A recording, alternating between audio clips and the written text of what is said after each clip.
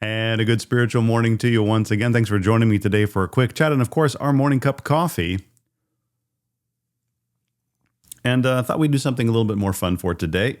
And every once in a while, I do a review of a TV show or a movie when I happen to see a movie, which isn't very often. But every once in a while, got to take the kids to go see a movie.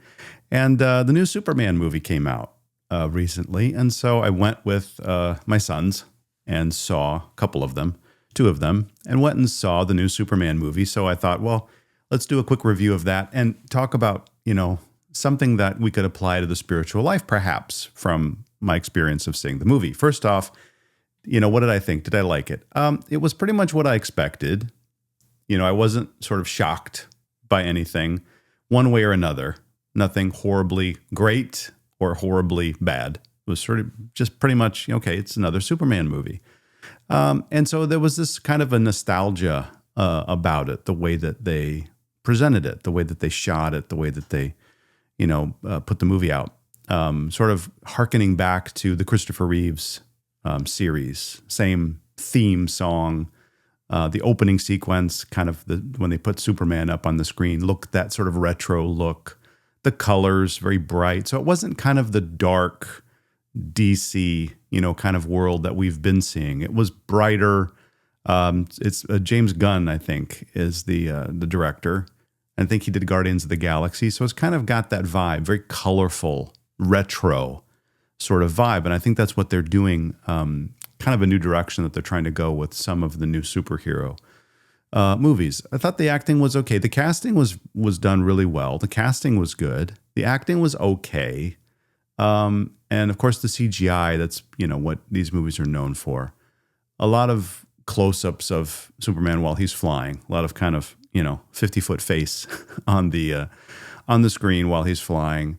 And, the writing was okay. It wasn't anything, to sort of, no pun intended, but to write home about it.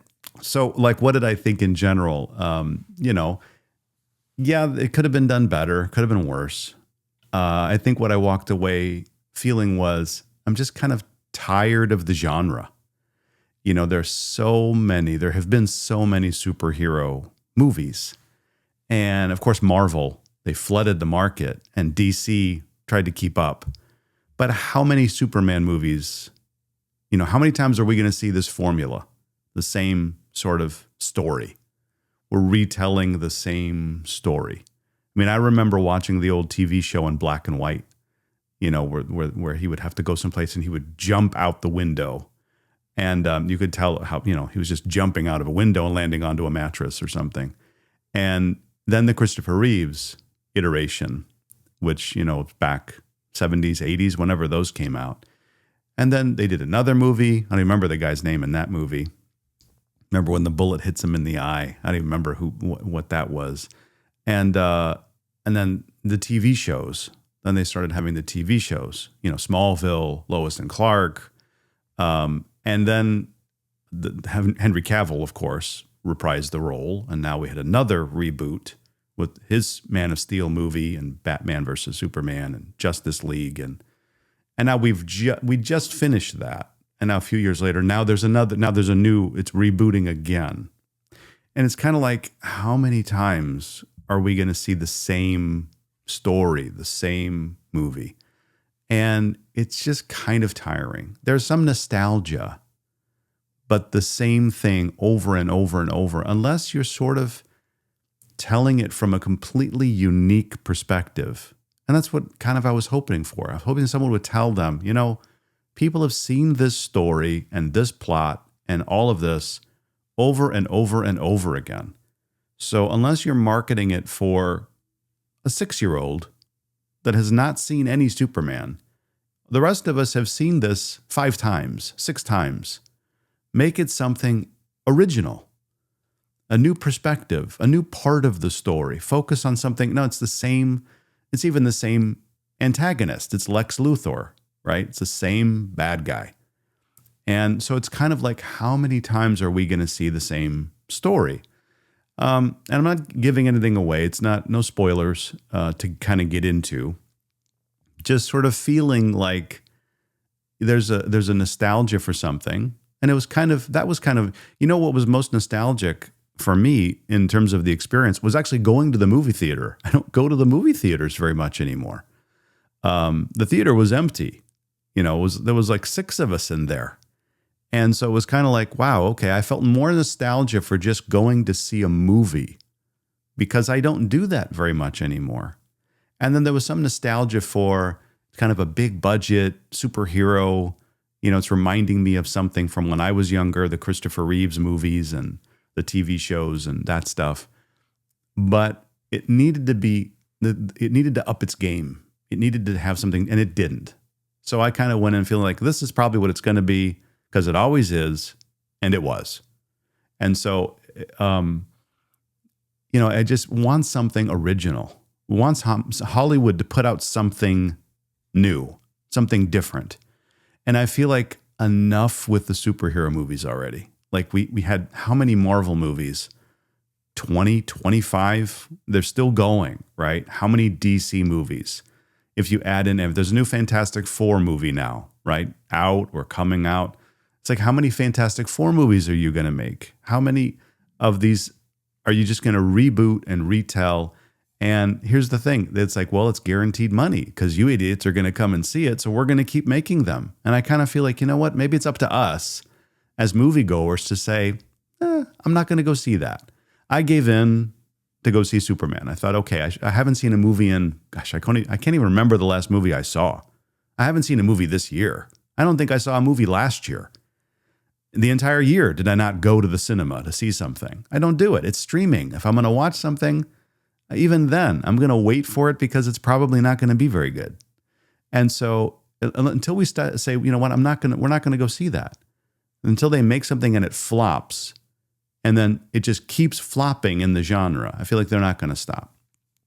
Anyway, I'm rambling on about cinema and movies, not talking anything about orthodoxy or the spiritual life, but it did get me thinking a little bit about nostalgia and about also upping our game a little bit, because it's something that I felt nostalgic about, going to the movies again because I hadn't been in a long time and seeing something that reminded me of something from when I was younger, just hearing that Superman, the horn, that theme song, and sort of the feel of that in the movie theater.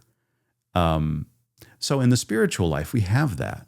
You go to your home parish, right? And you feel a connection to something that is from the past. It's nostalgic. It reminds you of where you grew up, of where you come from.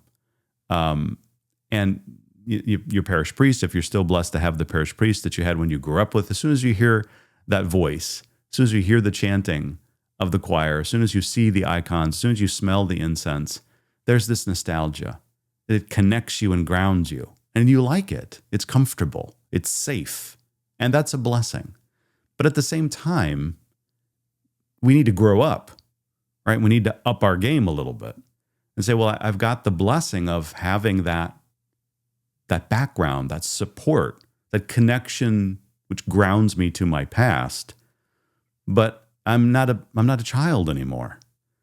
I should be growing up. I should be doing things differently. And we should be okay with that. In the spiritual life, we have to embrace a little bit of change. We have to feel grounded in the things that are most important.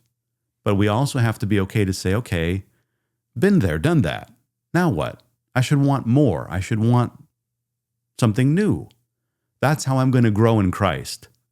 And so look for that and be okay with that. Far too often we're just trying to maintain, without thinking, well, I want to move forward. Don't just keep treading water and say, well, I want to be in the same place that I was 20 years ago, 10 years ago, 30, 40, 50 years ago.